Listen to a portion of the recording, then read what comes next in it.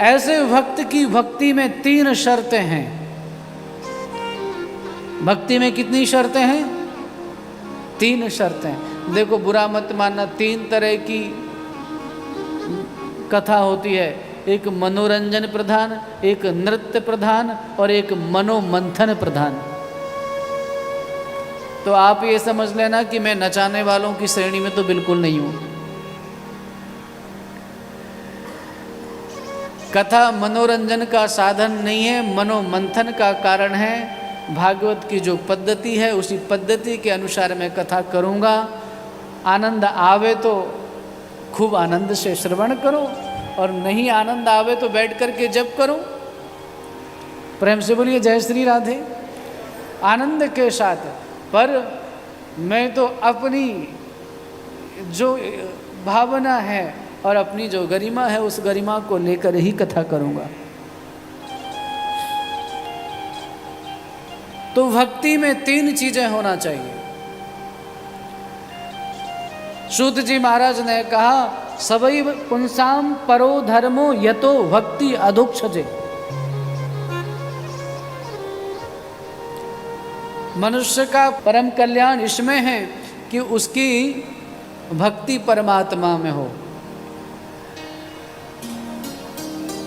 दूसरी शर्त क्या है? कि वो भक्ति अहेतु की हो।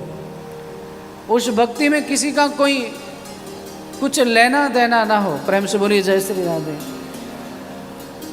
उस भक्ति में किसी का कुछ ये ना हो, किसी भी प्रकार का कोई संकल्प हो।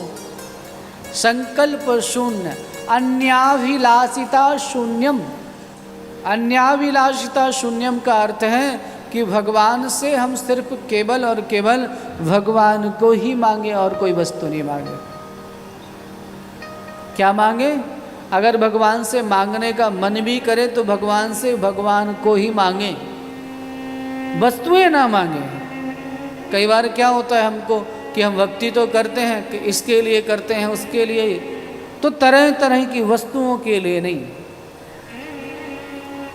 एक भावना हमारे मन में रहे, मन ते सकल वासना भागी, केवल राम चरण लौ लागी।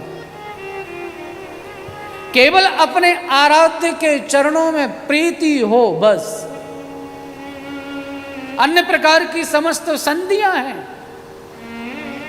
और जिन सुखों की लालसा को रख करके आराधना करी भी जा रही, वे सुख कितने समय तक रहेंगे? अरे उन सुखों की तो बात छोड़ दीजिए, जिन सुखों को जिस देह के लिए चाहिए वो देह कितने समय तक रहेगी?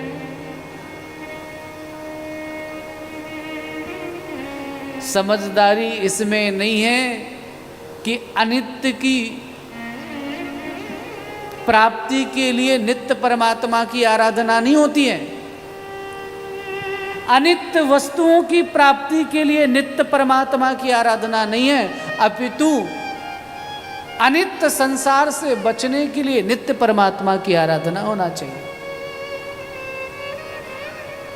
विनाशी वस्तुओं की प्राप्ति के लिए अविनाशी परमात्मा की आराधना नहीं है। अविनाशी और उस परम पद की प्राप्ति के लिए ही परमात्मा की एकमात्र आराधना होना चाहिए। भक्ति का एकमात्र सूत्र यह है कि उसमें किसी भी प्रकार का छल ना हो, कपट ना हो। हम कुछ इच्छा रख करके भक्ति ना करें, हम केवल और केवल भगवान के लिए भगवान को चाहें, भगवान से ना चाहें। प्रेम से बोलिए जय श्री राधे। हमारे मन में किसी भी प्रकार की कोई इच्छा ना रह जाए। इच्छा शून्य होकर के हम केवल और केवल अपने आराध्य की आराधना करें। और वो आराधना कैसी हो? उस आराधना में फिर चाहे कितने भी संकट आए, कितने भी विघ्न आए, उन संकटों में विघ्नों में हम झुके नहीं। कई बार क्या होता है कि भक्ति शुरू की और भक्ति शुरू करते ही घर में कोई विघ्न आ गया, तो लोगों की मति भी कैसे मारी गई है कि कोई सत्कर्म का संकल्प लिया। एक सेठ जी कभी कोई पूजन पाठ नहीं कराते थे, कभी कोई पूजन पाठ नहीं कराए, कभी सत्कर्म नहीं कराए, पत्नी ने गुजारिश की, महोदय कभी तो कुछ करा लीजिए, श्रीमान जी कभी तो कुछ सत्कर्म कराया करिए, कभी तो घर में होम हो, पूजा पाठ हो।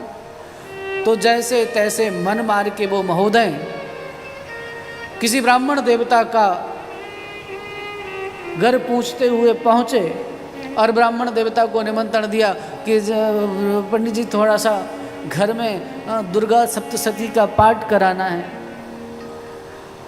आप हमारा निमंत्रण स्वीकार कर लीजिए। वहाँ पंडित जी को निमंत्रण दे करके आया और 2-4 दिन ही बीते थे कि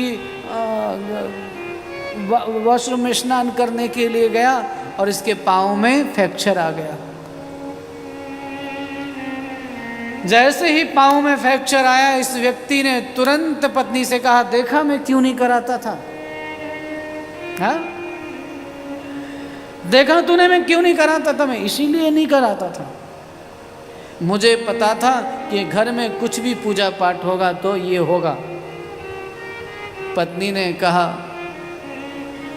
आप ऐसा क्यों नहीं सोचते कि फ्रैक्चर है तो जुड़ने की संभावना बची हुई है ना।